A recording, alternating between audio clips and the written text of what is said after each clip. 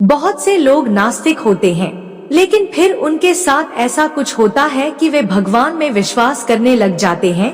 नीचे दी गई कहानी कुछ यही संदेश देती है।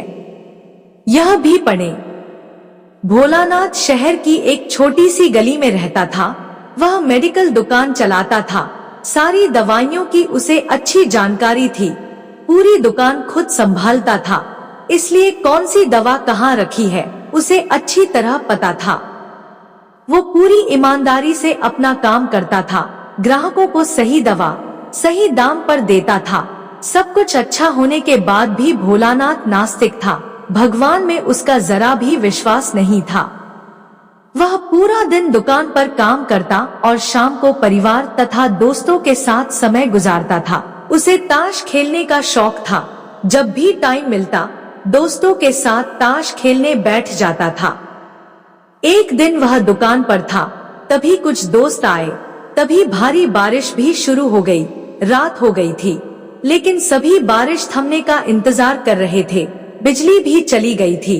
बैठे बैठे क्या करें, सोचा मोमबत्ती की रोशनी में ताश ही खेल लेते हैं। सारे दोस्त दुकान में ताश खेलने बैठ गए। सभी ताश में मगने थे। तभी एक लड़का दौड़ा दौड़ा आया। वह पूरी तरह भीग चुका था। उसने जेब से दवा की एक पर्ची निकाली और भोलानाथ से दवा मांगी। भोलानाथ खेल में मगन था। उसने पहली बार में तो ध्यान ही नहीं दिया। तभी लड़ने को जोर से आवाज देते हुए कहा, मेरी माँ बहुत बीमार है। सारी दवा दुकानें बंद हो गई हैं।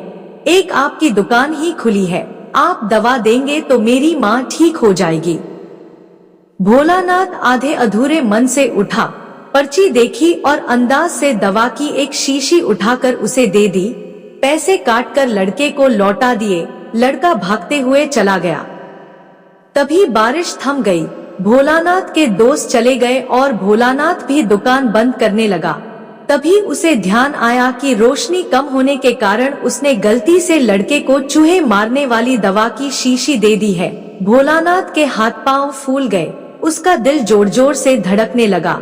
उसकी 10 साल की नेकी पर मानो जैसे ग्रहण लग गया।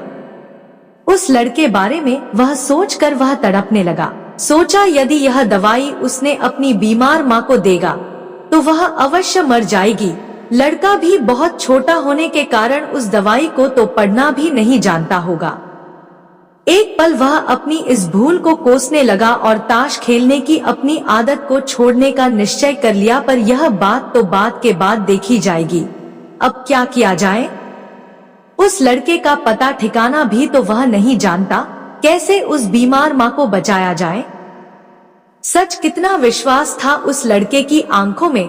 भोलानाथ को कुछ सूझ नहीं रहा था। घर जाने की उसकी इच्छा अब ठंडी पड़ गई। दुविधा और बेचैनी उसे घेरे हुए था। घबराहट में वह इधर उधर देखने लगा। पहली बार उसकी नजर दीवार के उस कोने में पड़ी जहां उसके पिता ने जिद करके भगवान श्री कृष्ण की तस्वीर दुकान के उद्घाटन के वक्त लगाई थी। तब पिता ने कहा था, भगवान की भक्ति में बड़ी शक्ति होती है। वह हर जगह व्याप्त है और हमें सदैव अच्छे कार्य करने की प्रेरणा देता है। भोलानाथ को यह सारी बात याद आने लगी। आज उसने इस अद्भुत शक्ति को आजमाना चाहा। उसने कई बार अपने पिता को भगवान की तस्वीर के सामने कर जोड़कर आंखें बंद करते हुए पूछते देखा था। उसने भी आज पहली बार कमरे के कोने में रखी उस धूल भरे कृष्ण की तस्वीर को देखा और आंखें बंद कर दोनों हाथों को जोड़कर वहीं खड़ा हो गया। थोड़ी देर बाद वह छोटा लड़का फिर दुकान में आया। भोलानाथ के पसीने छूटने लगे। वह बहुत अधीर हो उठा। पसीना पोंछते हुए उसने कहा, क्या बात है बेटा, तुम्हें क्या चाहिए? लड़के की आंखों से पानी छलकने लगा। उसने रुकते रुकते कहा, बाबूजी। बाबूजी, माँ को बचाने के लिए मैं दवाई की शीशी लिए भागे जा रहा था। घर के करीब पहुंच भी गया था। बारिश की वजह से आंगन में पानी भरा था और मैं फिसल गया। दवाई की शीशी गिरकर टूट गई। क्या आप मुझे वही दवाई की दूसरी शीशी दे सकते हैं बाबूजी? लड़के ने उदास होकर पूछा। हाँ हाँ, क्यों नहीं? भोलानाथ ने राहत की सांस लेते हुए कहा, लो, यह दवाई। पर उस लड़के ने दवाई की शीशी लेते हुए कहा, पर मेरे पास तो पैसे नहीं हैं। उस लड़के ने हिचकिचाते हुए से कहा। भोलानाथ को उस पर दया आई। कोई बात नहीं, तुम यह दवाई ले जाओ और अपनी माँ को बचाओ। जाओ जल्दी करो, और हाँ, अब की बार जरा संभल के जाना।